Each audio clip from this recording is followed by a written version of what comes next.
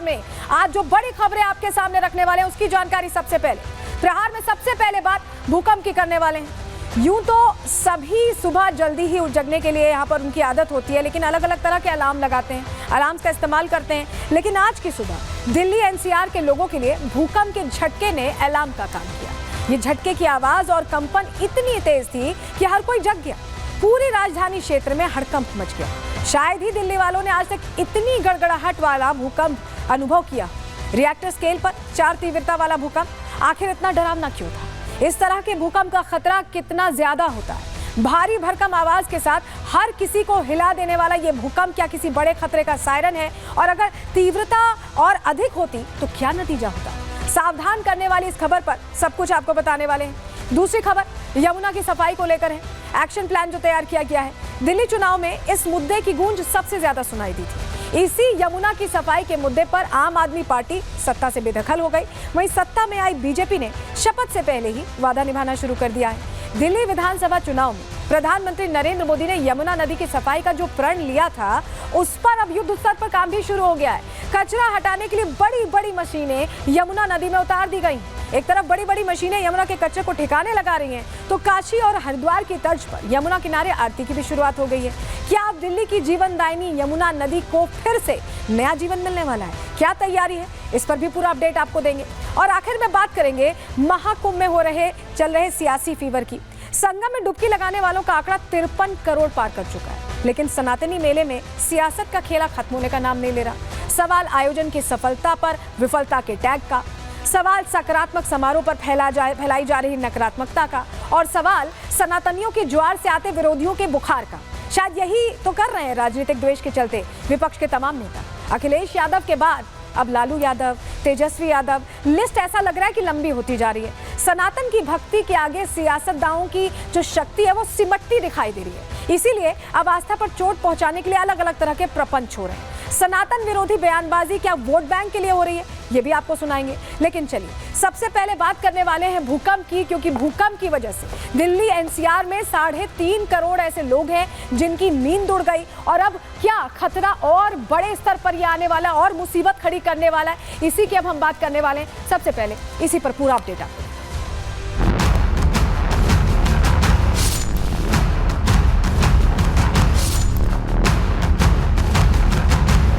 सुबह में 5:40 के आसपास जबरदस्त भूकंप आया था और पूरी जमीन हिले लगी थी। बहुत तेज भूकंप आया था, मेरे तो पैर कपने लगे थे। ऐसा लगा था कोई ट्रेन जा रही है। फोर्थ मैग्नीट्यूड 4 रहा है। ये बहुत सैलो होने से लोगों को झटका महसूस हुआ है।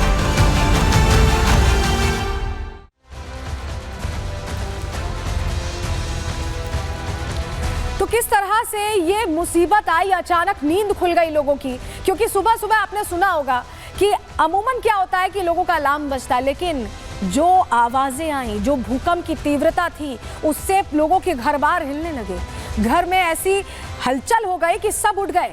और ऐसा हमने देखा कि पहाड़ी इलाकों में भूकंप आमतौर पर ज्यादा आता है, लेकिन क्या अब मैदानी इलाकों में इसका खतरा बढ़ गया है? राजधानी में सवेरे सवेरे भूकंप ने मुझे भी उठाया और मेरे समय देखिए दिल्ली एनसीआर के जितने भी लोग हैं वो 5:30 बजे तड़के उठ गए। क्यों? क्योंकि पूरा घर बार हिल रहा था।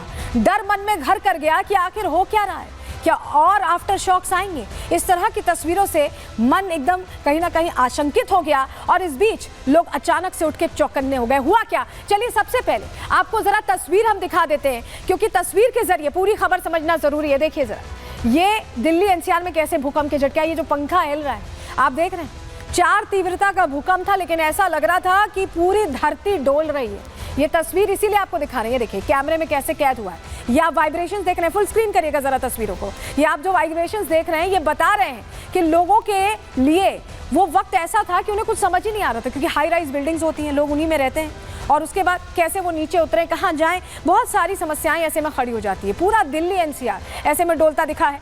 भूकंप के बाद कैसे लोग डर गए, अगली तस्वीर देखिए। भूकंप के बाद कैसे लोग डर गए और घरों से बाहर निकले। ये देखिए, लोग घरों के बाहर खड़े हो गए, क्योंकि सबसे पहले यही समझाया जाता है कि अगर भूकंप आए तो आप सीढ़ियों से उतरिए और घर से दूर कहीं बाहर खड़े हो जाइए, जहां आपको लगे कि थोड़ा सुरक्षित खुला इलाका है। और यही वजह है कि बड़ी संख्या में जो लोग थे वो धीरे धीरे करके उतरने लगे। हालांकि ये शौक एक ही बार आया था, लेकिन लोगों को आशंका थी कि कहीं दोबारा ये झटके ना महसूस हो। अगली तस्वीर भी आपको दिखाते हैं।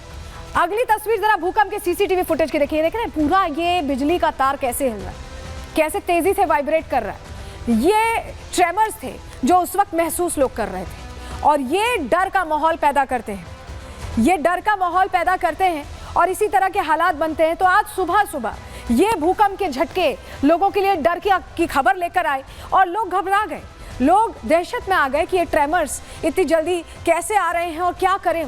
हुआ क्या है, चलिए सबसे पहले आपको जानकारी दे देते हैं कि आज सुबह सुबह हुआ क्या, कितने रिएक्टर स्केल का ये भूकंप आया था। जानकारी आपको रख रहे हैं आपके सामने। दिल्ली एनसीआर में भूकंप के तेज झटके महसूस किए गए। सुबह 5:36 पर ये झटके महसूस किए गए हैं। भूकंप की तीव्रता 4.0 दर्ज की गई। अब आप सोच रहे होंगे कि 4.0 तीव्रता में इतनी तेज झटके कैसे, आगे बताने वाले हैं आपको। 16 सेकंड तक दिल्ली एनसीआर कांपता रहा। भूकंप का एपिसेंटर दिल्ली का धौला कुआं बताया जा रहा है और जमीन से 5 किलोमीटर के नीचे, गहराई की अगर बात करें तो 5 किलोमीटर नीचे भूकंप का केंद्र था। भूकंप से फिलहाल ये राहत की खबर है कि कोई नुकसान नहीं हुआ, लेकिन लोगों के मन में डर घर कर गया। ये अचानक से जो घटना हुई, ये अचानक से जो दिल्ली में भूकंप आया, उससे लोग डर गए क्योंकि यहाँ सबसे ज़्यादा हाई राइज इमारतें हैं और ऐसे में भागने का भी मौका नहीं होता, निकलने का भी मौका नहीं होता। लोग कितने आशंकित हो गए थे, कितने घबरा गए थे, सुनिए जरा।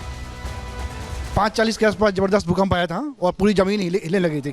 10 मिनट हमें लगे समझने में, उसके बाद हम लोग नीचे आ गए। 10-15 मिनट हमने वेट किया, फिर वापस हम लोग घर पे गए। पहली बार देखा ऐसा भयंकर, ऐसे देखा मगर इस बार बहुत भयंकर था। जैसे वाइब्रेशन बहुत तेज थी, हालत खराब हो गई, पब्लिक पूरी बाहर आ गई थी। उठ के जैसे ही बाहर निकले वैसे ही झटके महसूस हुए। जब उठे थे तो एकदम से झटका महसूस हुआ और वो भी अलग सा ही झटका था कि जैसे भूकंप के मोस्टली झटके क्या होते हैं कि एक लंबे उसमें चलते हैं, वो एकदम से झटका है बिल्कुल से।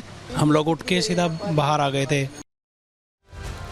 तो देखिए दिल्ली एनसीआर में तो लोग सुबह सुबह उठकर बाहर आ गए, लेकिन सिर्फ दिल्ली एनसीआर में भूकंप नहीं आया, देश के अलग अलग हिस्सों में भूकंप आए।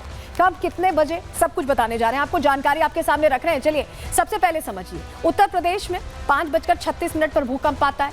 मेरठ, गौतम बुद्ध नगर, गाजियाबाद, यहाँ पर ट्रेमर्स फील किए जाते हैं। इसके बाद हरियाणा की बात कर लेते हैं, सटा हुआ एनसीआर का ही थोड़ा एक्सटेंशन मान लीजिए। 5:36 पर यहाँ पे भी महसूस किए जाते हैं। सोनीपत, फरीदाबाद और गुरुग्राम में ये झटके महसूस किए जाते हैं। आगे बढ़ते हैं, सिवान में, बिहार में 8:02 पर भूकंप आता है और यहाँ पर सिवान में ट्रेमर्स फील किए जाते हैं। बताया जा रहा है एपिसेंटर सिवान ही था। वहीं उड़ीसा में भी 8:15 पर भूकंप के झटके महसूस किए जाते हैं। पुरी में ये झटके महसूस किए जाते हैं। तो ये पूरे देश में आज अलग अलग जगहों पर शुरुआत सुबह 5:30 बजे दिल्ली एनसीआर से हुई और उसके बाद ये भूकंप के झटके उड़ीसा में भी आए और बिहार में भी आए। और चलिए जरा आपको बताते हैं राजधानी में जो भूकंप आया है उसका कितना बड़ा असर है, कितना डर है, ये भी तो आप जानना चाहेंगे कहीं ना कहीं। लेकिन पहले तस्वीर देख लीजिए, ये धौला कुआं की तस्वीर है। यहाँ भूकंप से ये पूरा पेड़ गिर गया है। ये एपिसेंटर बताया जा रहा है, ये एपिसेंटर बताया जा रहा है जहाँ पर ये पेड़ गिरा है और यहीं से ओरिजिनेट हुआ था भूकंप बताया जा रहा है।